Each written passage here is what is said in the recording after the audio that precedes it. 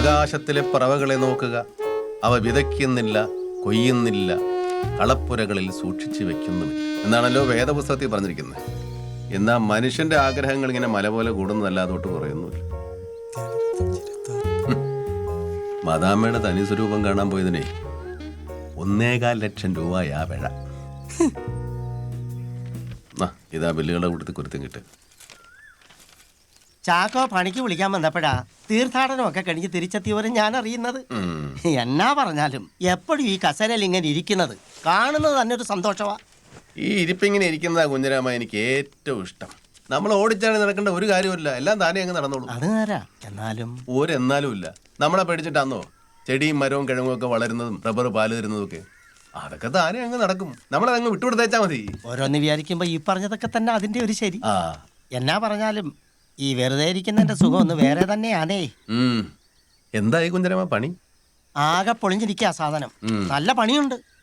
കുറച്ച് തടിയോടൊക്കെ വേണ്ടി വരും. അതിനി അർത്ഥമുണ്ടാക്കണ്ടായോ?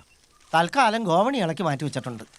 ഒരു 2 ദിവസം കഴിഞ്ഞ് നമുക്ക് സൗകര്യം പോലെ പണി തുടങ്ങാം. എന്താ കുഞ്ഞരാമന്റെ തീരുമാനം അങ്ങനെ ആന്നേ പിന്നെ ഞാൻ എന്നെ പറയാനാ? കുഞ്ഞരാമന്റെ ഇഷ്ടം പോലെയല്ലേ നടക്കത്തുള്ളൂ. എന്നാ പിന്നെ അങ്ങനെ 1000 രൂപയുടെ തന്നായിരുന്നെങ്കിൽ. അഡ്വാൻസ് ഒക്കെ നേരത്തെ കൈപ്പറ്റിയിട്ടുള്ളതാ കുഞ്ഞിരാമൻ. ഇനിയിപ്പോ പണി കഴിഞ്ഞിട്ട് തരുന്നതല്ലയോ അതിന്റെ ഒരു ശരി? ഇതിപ്പോ കടവായിട്ട് തന്നാ മതി. 2 ദിവസം കഴിഞ്ഞെടുക്കാം. ഇപ്പൊ പണിയൊക്കെ വളരെ കുറവാ.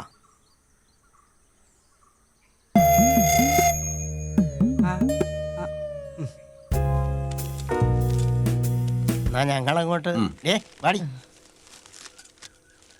പറഞ്ഞ ദിവസം തന്നെ പണം തിരിച്ചറിയാൻ മറക്കണ്ട കേട്ടോ കുഞ്ഞരാമ.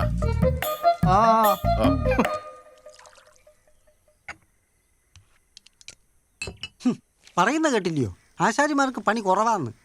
ഒരാശാരിയെ കണ്ടു കിട്ടാൻ തന്നെ വലിയ പാടാ. അപ്പോഴാ പണിക്കും പോവത്തില്ല, കള്ളും കുടിച്ച് കറങ്ങി നടക്കുക കുഞ്ചിരാമൻ. തിങ്കളാഴ്ച വാങ്ങിച്ചതും അതിനു മുമ്പ് പല തവണകളായിട്ട് വാങ്ങിച്ചതും ഒന്നും ഇതുവരെ തിരിച്ചു തന്നിട്ടില്ല. പോട്ടെന്റെ ചാക്കോയെ, നീ അതങ്ങ് ക്ഷമി. കുഞ്ഞിരാമൻ കാശ് വാങ്ങിച്ചത് കള്ളു കുടിക്കാനാണെന്നും അതിന് തിരിച്ചു തരാൻ പോകുന്നില്ലെന്നൊന്നും എനിക്ക് അറിയാൻ മേലഞ്ഞിട്ടല്ല. നീ ആ ദാനധർമ്മത്തിന്റെ കണക്കിൽ ഇതുകൂടെ എഴുതിയിട്ടു. ദാനധർമ്മത്തെ പറ്റിയൊക്കെ എത്രയൊക്കെ ആ വേദപുസ്തകത്തിൽ പറയുന്നു. അല്ലെങ്കിൽ തന്നെ എപ്പോ വിളിച്ചാലും വരുന്നവനാ കുഞ്ഞിരാമൻ. നമുക്കത് മാത്രം ആലോചിച്ചാൽ പോരെ? ഇന്നത്തെ കാലത്ത് വിളിച്ചാ വരുന്ന ഒരു ആശാരിയെ കിട്ടുന്നത് തന്നെ മഹാഭാഗ്യമാണ്. അതേ വന്നല്ലോ ഉച്ചയ്ക്ക് ഊണിന് മുമ്പുള്ള പതിവ് കോട്ട.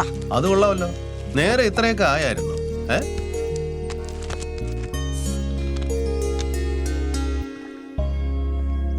അതുകൊണ്ടാ സാമൂലെ ഞാൻ നിന്നോട് പറയുന്നത്, നീ ഇനി മേലി കുടിക്കരുതെന്ന്. നീ എന്നെല്ലാം ന്യായീകരണങ്ങൾ പറഞ്ഞാലും അത് കർത്താവിന് എതിരാ കുഞ്ഞെ.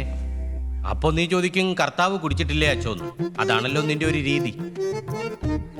സത്യത്തിൽ നീ മദ്യത്തെ കുടിക്കുകയല്ലോ സാമൂലെ, മദ്യം നിന്നെ കുടിക്കുകയല്ലേ ചെയ്യുന്നത്. എന്നിട്ടോ നീ നാട്ടുകാരോട് വഴക്കുണ്ടാക്കുന്നു, അവരുടെ തല്ലുകൊള്ളുന്നു. ആരിശം തീർക്കാൻ നീ വീട്ടിൽ വന്ന് ഇവളെ തല്ലുന്നു, പിള്ളേരെ തല്ലുന്നു. മദ്യം സാമൂഹികവും കുടുംബപരവുമായൊരു തിന്മയാണെന്ന് നീ തിരിച്ചറിയണം. മനസ്സിലായോ സാമൂലെ? മനസ്സിലായച്ചു. എന്നാ നീ കർത്താവിന്റെ നാമത്തിൽ എന്നോട് സത്യം ചെയ്യോ, ഇനി നീ കുടിക്കില്ലെന്ന്. ഇനിമേൽ ഞാൻ മദ്യപിക്കുകയോ മദ്യപിച്ച് വഴക്കുണ്ടാക്കുകയോ ചെയ്യില്ലാന്ന് സത്യവാചക ഏറ്റു പറ സാമൂലെ. ഇനിമേൽ ഞാൻ മദ്യപിക്കുകയോ മദ്യപിച്ച് വഴക്കുണ്ടാക്കുകയോ ചെയ്യില്ലാന്ന് പറ. ഇനിമേൽ ഞാൻ മദ്യപിക്കുകയോ മദ്യപിച്ച് വഴക്കുണ്ടാക്കുകയോ ചെയ്യില്ല എന്ന് കർത്താവിന്റെ നാമത്തിൽ ഞാൻ പ്രതിജ്ഞ ചെയ്യുന്നു.